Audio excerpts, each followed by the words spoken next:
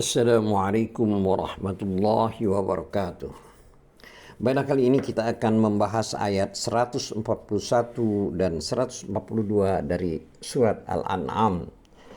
Adapun terjemahan dari surat Al-An'am ayat 141 adalah sebagai berikut.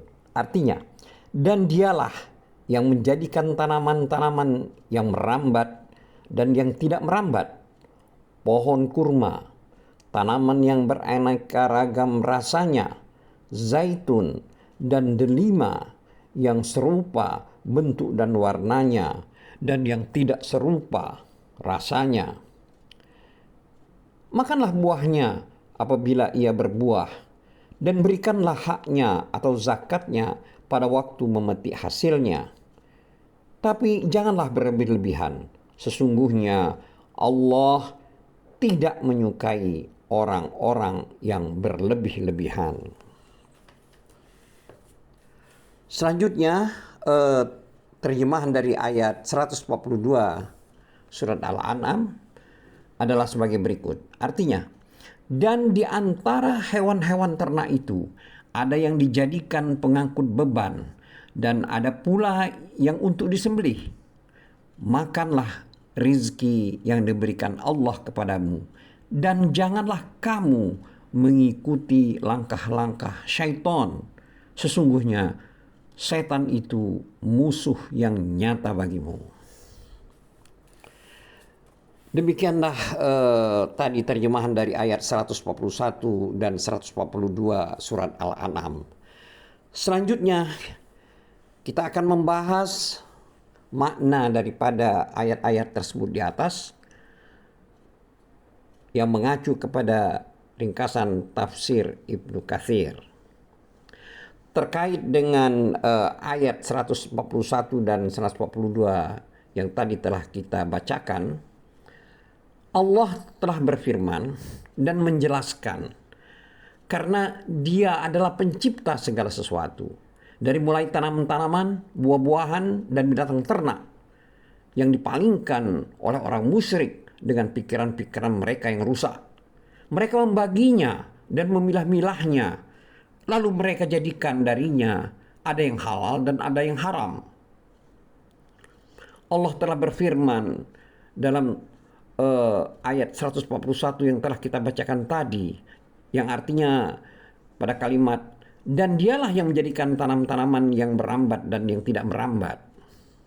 Terkait dengan kalimat ini, atau Al-Khurasani berkata, dari Ibnu Abbas, maksud ma'rusyad adalah pohon anggur yang terangkat dahannya, dan ghairu ma'rusyad adalah pohon anggur yang tidak terangkat dahannya. Begitu juga yang dikatakan oleh As-Sudi. Ibnu Jurayj berkata, mutasyabbih wa ghairu mutasyabbih.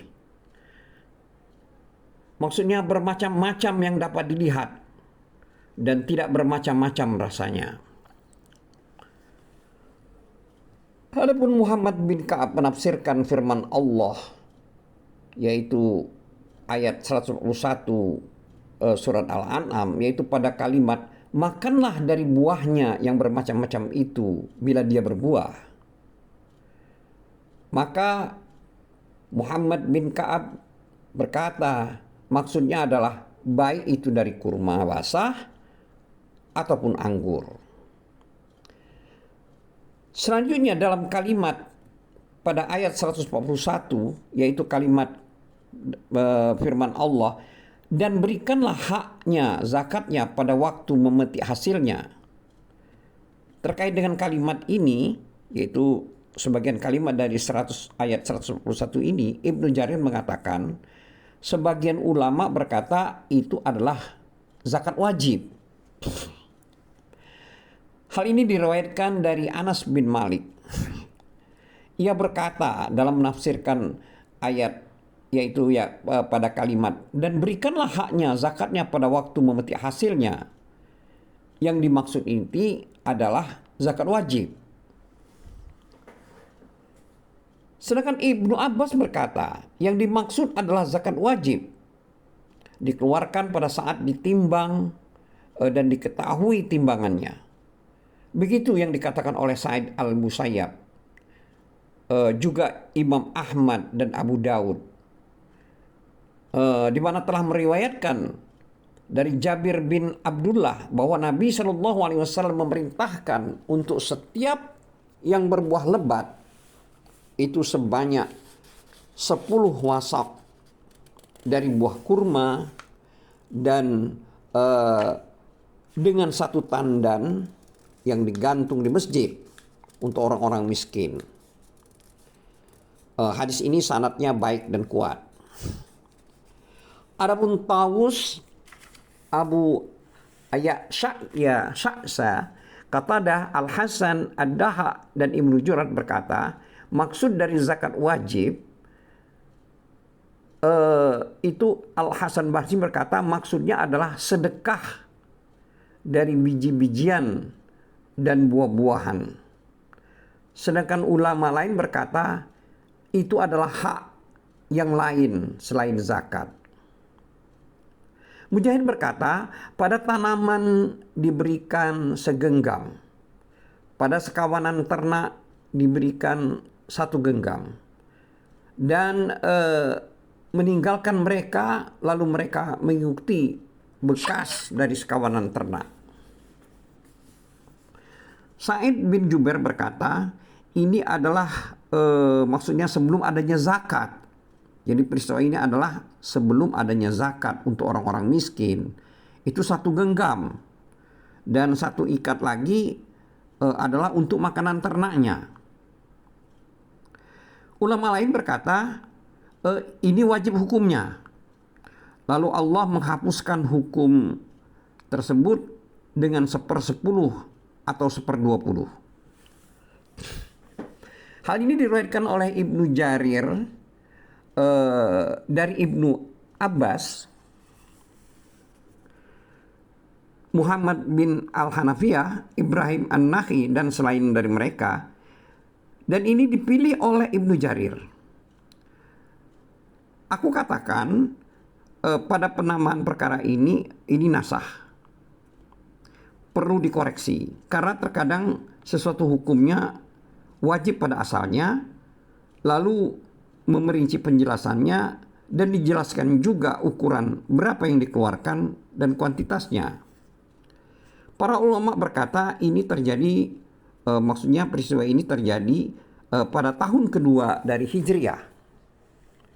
Wallahu a'lam. Selanjutnya Allah Ta'ala telah mencela orang-orang yang berpuasa dan tidak bersedekah.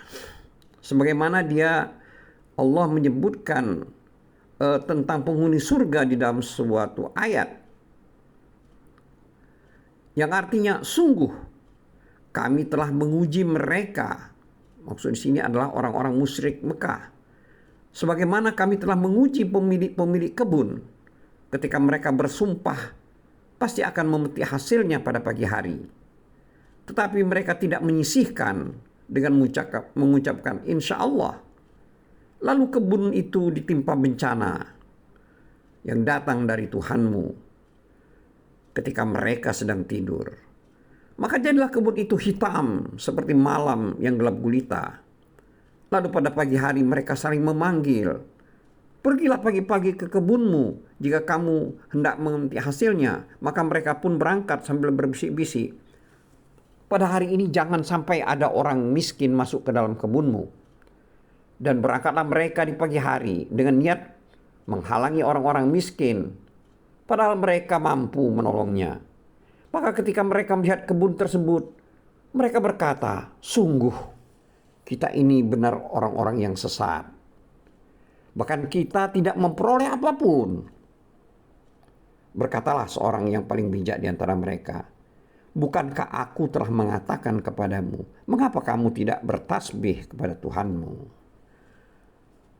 Selanjutnya mereka mengucap, Maha suci Tuhan kami, sungguh kami adalah orang-orang yang zalim. Lalu mereka saling berhadapan dan saling menyalahkan. Mereka berkata, celaka kita, sungguh kita orang-orang yang melampaui batas. Mudah-mudahan Tuhan memberikan ganti kepada kita dengan kebun yang lebih baik daripada yang ini. Sungguh, kita mengharapkan ampunan dari Tuhan kita. Seperti itulah azab di dunia. Dan sungguh, azab akhirat lebih besar sekiranya mereka mengetahui. Ini adalah terjemahan dari surat Al-Qalam ayat 17 sampai 33. Selanjutnya kembali kepada ayat 141 surat Al-An'am, di mana Allah telah berfirman yang artinya, dan janganlah kamu berlebih-lebihan, sesungguhnya Allah tidak menyukai orang yang berlebih-lebihan. Makna daripada ayat ini, ada yang mengatakan bahwa maknanya adalah janganlah kalian berlebih-lebihan dalam memberi. Lalu kamu memberikannya dengan tidak wajar. Terkait dengan hal ini, Atta berkata, orang-orang beriman dilarang dari berlebih-lebihan pada segala sesuatu. Sedangkan As-Sudi berkata, janganlah kalian berikan harta benda kalian, sehingga orang-orang miskin menjadi bermalas-malasan. Sedangkan Sa'id bin Al-Musayyab dan Muhammad bin Ka'ab berkata, maksudnya atau artinya adalah janganlah kalian menghalangi untuk bersedekah, lalu kamu menjadi bermaksiat. Terkait dengan ini, kemudian Abdul Jarir memilih perkataan Atta, di mana yang artinya bahwasanya larangan untuk berlebih-lebihan pada segala sesuatu. Tidak ragu lagi, ini adalah perkataan yang benar. Tetapi yang nampak adalah wallahu alam. Dari redaksi ayat, yaitu ayat 141 surat Al-An'am ini, di mana artinya firman Allah telah berfirman, makanlah buahnya apabila ia berbuah, dan berikanlah haknya atau zakatnya pada waktu memetik hasilnya, tapi jangan berlebih-lebihan.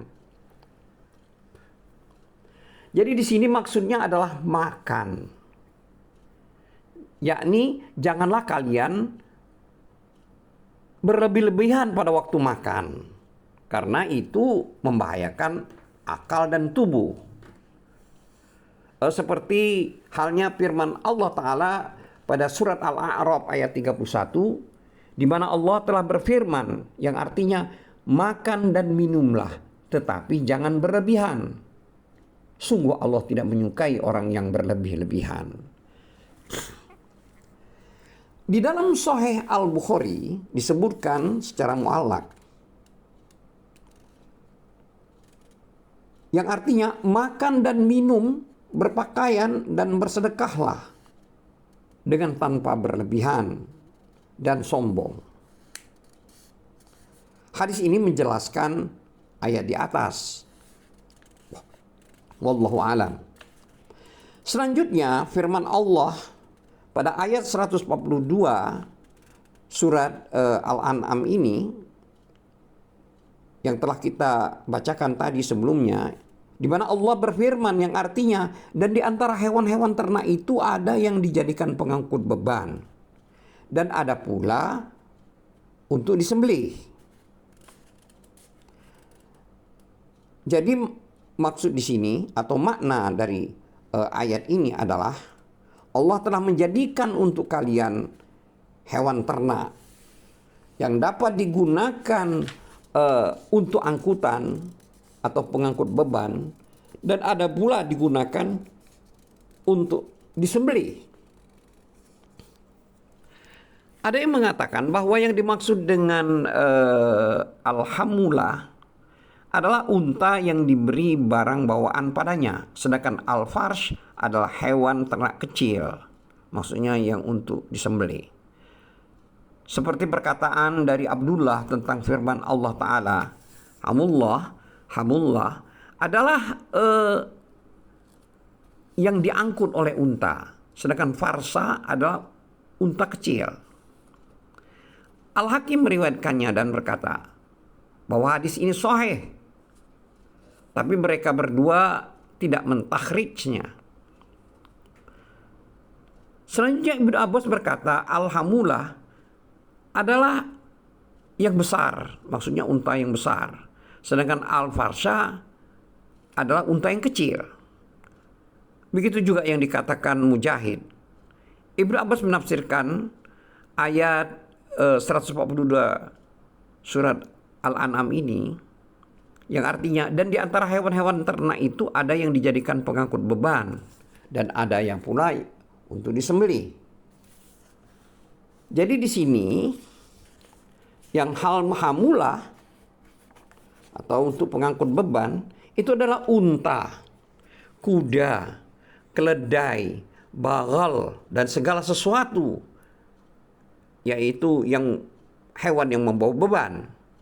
Sedangkan Al-Farsha itu maksudnya yang untuk disembelih, itu adalah domba.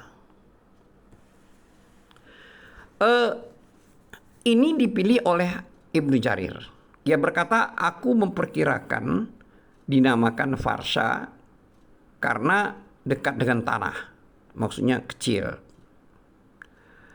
Abdurrahman bin Zaid bin Aslam berkata, Al-Hamulah adalah apa yang kalian tunggangi, dan Al-Farsha adalah apa yang kalian makan dan kalian perah air susunya. Seperti domba. Domba tidak dapat membawa beban. Kalian dapat memakan dagingnya dan menjadikan dari kulitnya untuk tempat tidur dan lainnya. Adapun yang dikatakan oleh Abdurrahman bin Zaid bin Aslam tentang tafsir ayat ini adalah baik. Ini dibuktikan dengan firman Allah pada surat Yasin, yaitu pada ayat 71 dan 72, di mana artinya, dan tidaklah mereka melihat bahwa kami telah menciptakan hewan ternak untuk mereka, yaitu sebagian dari apa yang telah kami ciptakan dengan kekuasaan kami. Lalu mereka menguasainya, dan kami menundukkan hewan-hewan tersebut untuk mereka. Lalu sebagiannya dijadikan atau untuk menjadi tunggangan mereka, dan sebagian lain untuk mereka makan. Demikian juga Allah telah berfirman dalam surat An-Nahl ayat 66, yang artinya, dan sungguh pada hewan ternak itu benar-benar terdapat pelajaran bagi kamu. Kami memberimu minum dari apa yang ada di dalam perutnya, yaitu berupa susu murni yang berada antara kotoran dan darah, yang mudah ditelan bagi orang yang meminumnya. Juga dalam surat An-Nahl ayat 80, Allah telah berfirman yang artinya, dan Allah menjadikan rumah-rumah bagimu sebagai tempat tinggal, dan Dia menjadikan bagimu rumah-rumah atau kemah-kemah dari kulit-kulit hewan ternak yang kamu merasa ringan membawanya pada waktu kamu bepergian dan pada waktu kamu bermukim, dan dijadikannya pula dari bulu domba, bulu unta, bulu kambing, alat-alat rumah tangga dan kesenangan sampai waktu tertentu.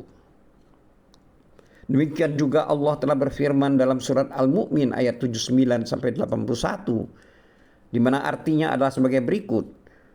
Allah lah yang menjadikan hewan ternak untukmu, sebagian untuk kamu kendarai dan sebagian lagi untuk kamu makan. Dan bagi kamu ada lagi manfaat-manfaat yang lain padanya, pada hewan ternak tersebut, dan agar kamu mencapai suatu keperluan atau tujuan yang tersimpan dalam hatimu dengan mengendarainya. Dan dengan mengendarai binatang-binatang itu, dan di atas kapal mereka diangkut, dan Dia memperlihatkan tanda-tanda kebesarannya, maksudnya kebesaran Allah kepadamu. Lalu tanda-tanda kebesaran Allah yang mana yang kamu ingkari?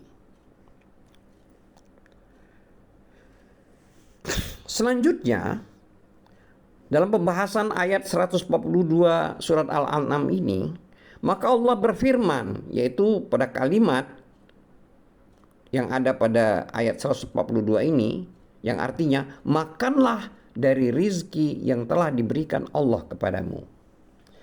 Di sini maksud rizki atau makanan tersebut adalah buah-buahan, tanam-tanaman, dan hewan ternak. Seluruhnya telah Allah ciptakan dan menjadikannya sebagai rizki untuk kalian.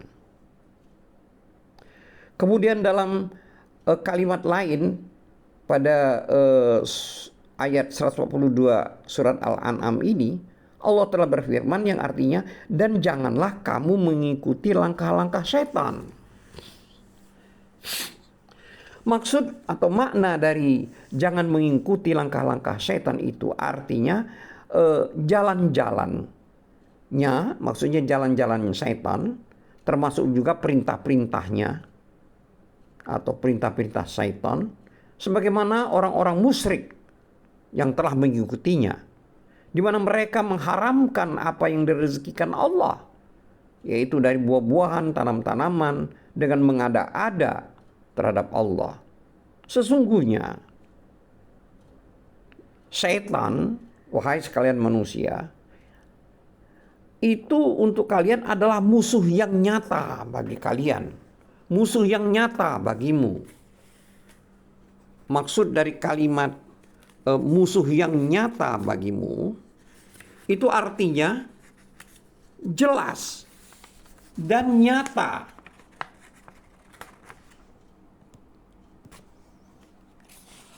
Permusuhan terhadap setan tersebut.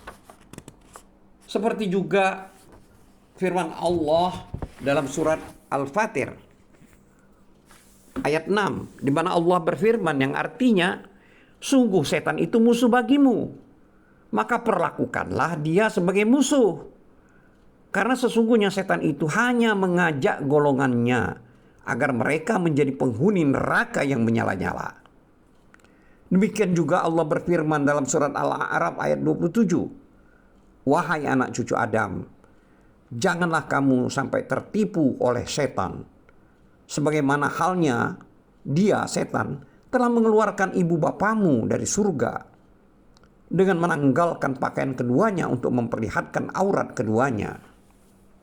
Begitu juga Allah telah berfirman dalam surat Al-Kahfi ayat 50 yang artinya, pantaskah kamu menjadikan dia, maksudnya setan dan keturunannya, sebagai pemimpin selain aku, Allah? Padahal mereka adalah musuhmu. Sangat buruklah iblis itu sebagai pengganti Allah bagi orang-orang yang zalim. Dan banyak lagi ayat-ayat yang serupa dengan hal tersebut di dalam Al-Quran. Demikianlah pembahasan kita kali ini atas ayat 141 dan 142 surat Al-A'lam, surat Al-An'am. Wallahu a'lam bishawab. Wabillahi taufiq wal hidayah. Wassalamualaikum warahmatullahi wabarakatuh.